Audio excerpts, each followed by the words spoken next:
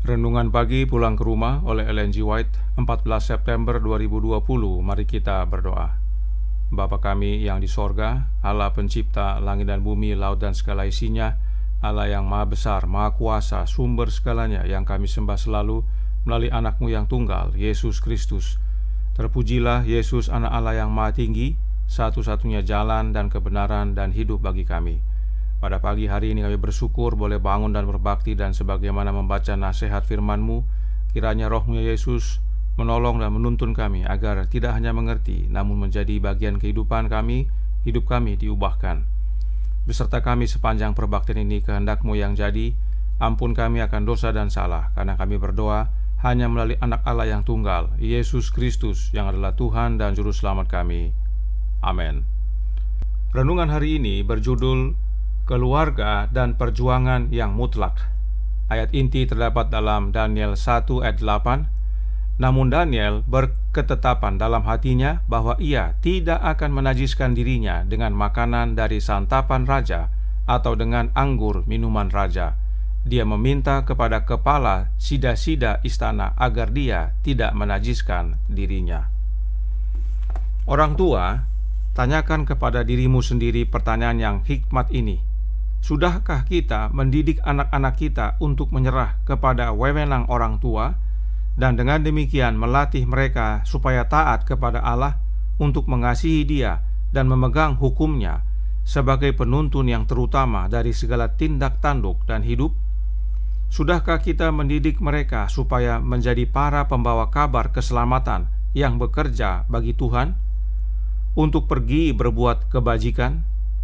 Orang tua yang percaya anak-anakmu pasti akan terlibat dalam peperangan yang menentukan bagi Tuhan pada masa pertarungan. Dan sementara mereka memperoleh kemenangan bagi penghulu damai itu, mereka juga akan memperoleh kemenangan bagi diri mereka sendiri. Tetapi jikalau mereka tidak dibesarkan dalam takut akan Allah, jikalau mereka tidak mempunyai pengetahuan tentang Tuhan, tidak ada hubungan dengan surga, mereka tidak mempunyai kuasa akhlak, dan mereka akan menyerah kepada penguasa dunia yang telah berani untuk meninggikan diri sendiri di atas Allah yang di sorga dengan menetapkan satu hari Sabat yang palsu untuk menggantikan Sabat Tuhan. Kekuatan dari rahmat kasih sayang akan ditampilkan dalam sel penjara dan ruang bawah tanah. Sudah ada persiapan yang maju dan gerakan sedang berlangsung yang akan menghasilkan gambar ke binatang itu.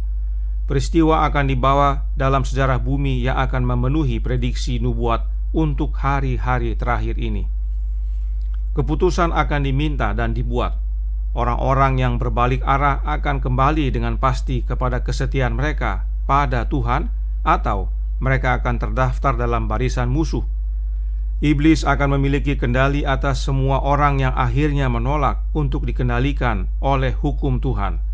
Dia akan mengilhami orang tua untuk berperang melawan anak-anak mereka, dan anak-anak untuk berperang melawan orang tua mereka, untuk mengkhianati dan membebaskan mereka dari keluarga mereka sendiri untuk musuh.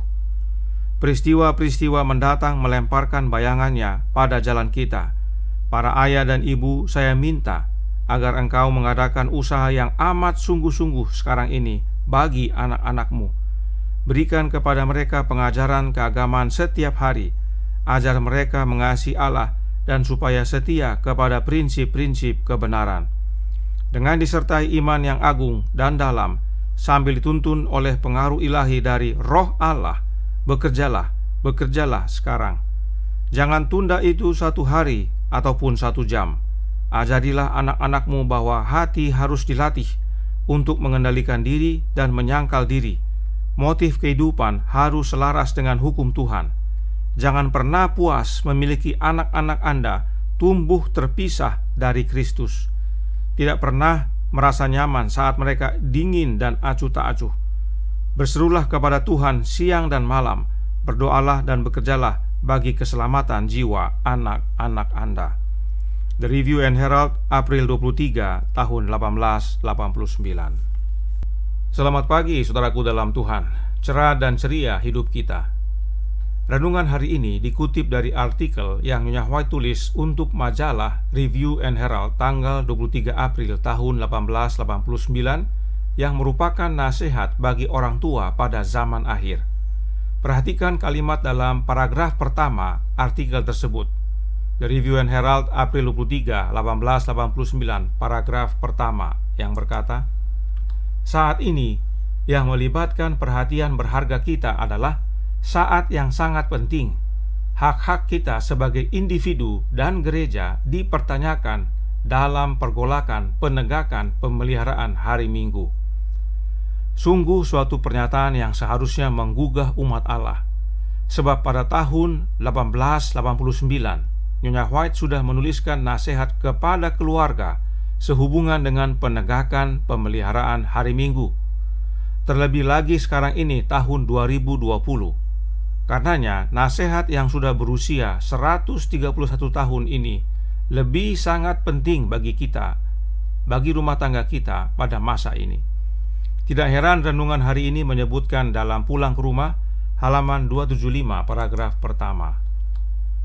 Tetapi jikalau mereka tidak dibesarkan dalam takut akan Allah, jikalau mereka tidak mempunyai pengetahuan tentang Tuhan, tidak ada hubungan dengan surga, mereka tidak mempunyai kuasa akhlak, dan mereka akan menyerah kepada penguasa dunia yang telah berani untuk meninggikan diri mereka sendiri di atas Allah yang di surga dengan menetapkan satu hari Sabat yang palsu untuk menggantikan Sabat Tuhan." Sebagai orang tua, kita harus didik anak-anak kita agar takut akan Allah, agar mereka berubah karakternya dan tetap berdiri teguh bagi Allah. Apakah hanya takut akan Allah? Lihat yang ditandai warna biru. Perlu bagi orang tua untuk ajarkan pengetahuan akan Tuhan. Siapakah Tuhan yang dimaksudkan? Lihat tulisan aslinya, Nyonya White sebut pengetahuan akan Kristus. Jadi Tuhan yang dimaksud adalah Yesus Kristus. Orang tua perlu ajarkan pengetahuan akan Yesus kepada anak-anaknya.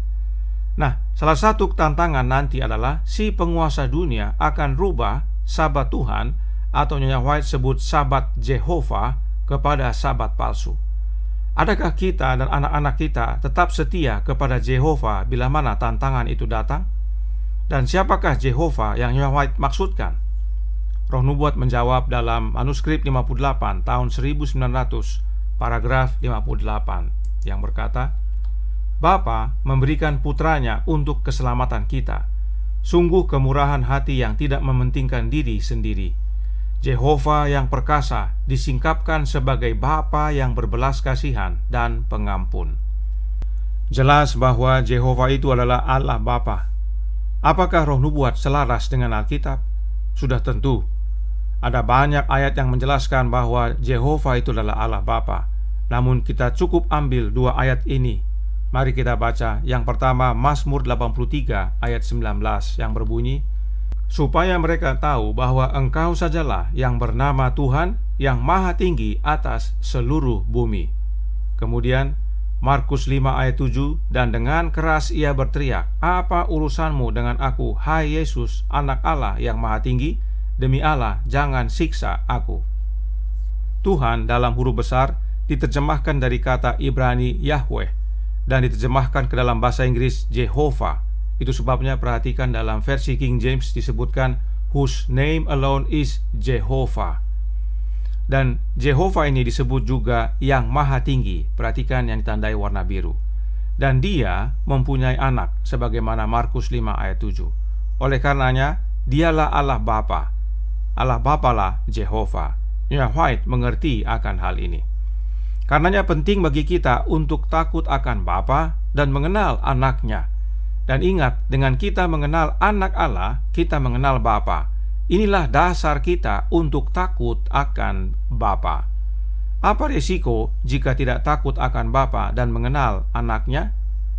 Risikonya adalah setan akan kuasai kita, membuat orang tua melawan anak dan anak melawan orang tuanya.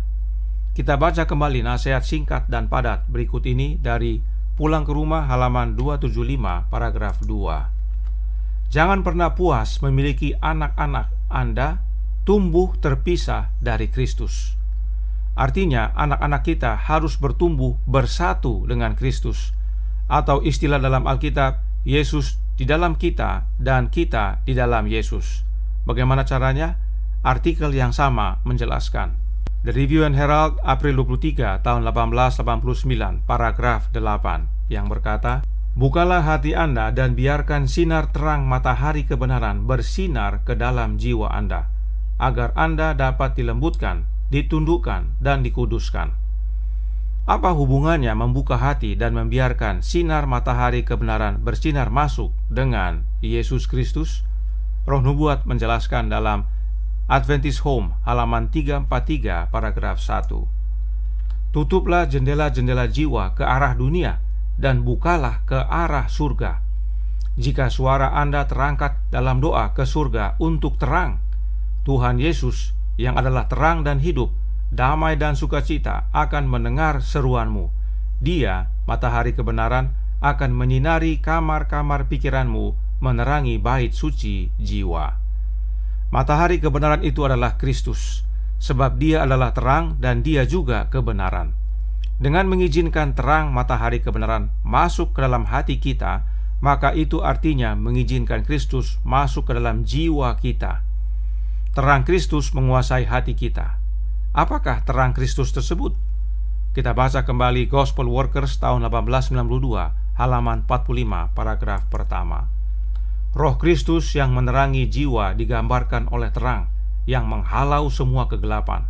Itu dibandingkan dengan garam karena kualitas pengawetannya, dan ragi yang secara diam-diam mengerahkan kekuatan transformasi. Jelas melalui penjelasan Roh Nubuat, terang matahari kebenaran yang masuk ke dalam hati kita adalah Roh Kristus. Sebab Kristus hadir dalam hidup kita melalui kehadiran Roh-Nya, dan itulah satu-satunya cara untuk kita tinggal dalam Yesus dan Yesus dalam kita. Inilah yang perlu dan penting kita hidupkan dan ajarkan kepada anak-anak kita. Ingat tadi Nyonya White katakan, jika sinar matahari kebenaran masuk dalam hati kita, maka kita dilembutkan, ditundukkan, dan dikuduskan. Inilah pekerjaan Roh Kristus dalam hidup kita. Nyonya White menambahkan dalam manuskrip 157 tahun 1869, paragraf 20, "Seseorang yang melatih diri, mendisiplin diri, seluruh karakternya diubah, pikirannya dididik, hasratnya dilembutkan, ditundukkan, dan dikuduskan. Yesus Kristus adalah sahabatnya, dan dia bekerja dengan Kristus." Inilah pentingnya bersatu dengan Yesus dan menerima kehadiran Roh-Nya dalam hidup kita. Karakter kita diubahkan menjadi serupa dengan Dia. Kita dikuduskan dan kita dapat berdiri teguh, sebab masanya akan tiba, kita semua akan diuji. Adakah kita tetap berdiri teguh bagi Jehovah, yaitu Allah Bapa? Karenanya renungan hari ini nasihatkan, jangan tunda baik sehari atau 1 jam. Mari kita ajar anak-anak kita agar dapat mengendalikan diri dan menyangkal diri. Bagaimana caranya? Dengan membuka hati dan izinkan Yesus masuk dan berkuasa dalam hidup kita. Tuhan memberkati. Saya bawa dalam nama Yesus. Amin. Mari kita berdoa. Bapa kami yang di sorga, Allah pencipta langit dan bumi, laut dan segala isinya, satu-satunya Allah yang benar yang kami sembah selalu melalui anak-Mu yang tunggal, Yesus Kristus. Terima kasih atas nasihat yang begitu baik bagi kami, karena kami akan menghadapi perjuangan akhir, di mana kami akan diuji. Penguasa dunia ini akan membawa tantangan dalam hidup kami. Adakah kami tetap teguh setia kepada Jehovah Allah Bapa? Dan adakah kami ajarkan ini kepada anak-anak kami? Tolong kami ya Bapa, karena kami banyak kekurangan. Biarlah kami menjadi umat Tuhan yang mengizinkan Kristus masuk dalam hati kami, agar kami menjadi terang dan boleh mengajar anak-anak kami menerima terang yang sama. Mereka pun berubah. Beserta kami sepanjang hari ini, kehendak-Mu yang jadi. Ampun kami akan dosa dan salah, karena kami berdoa hanya melalui anak Allah yang tunggal, Yesus Kristus, yang adalah Tuhan dan Juru Selamat kami. Amin.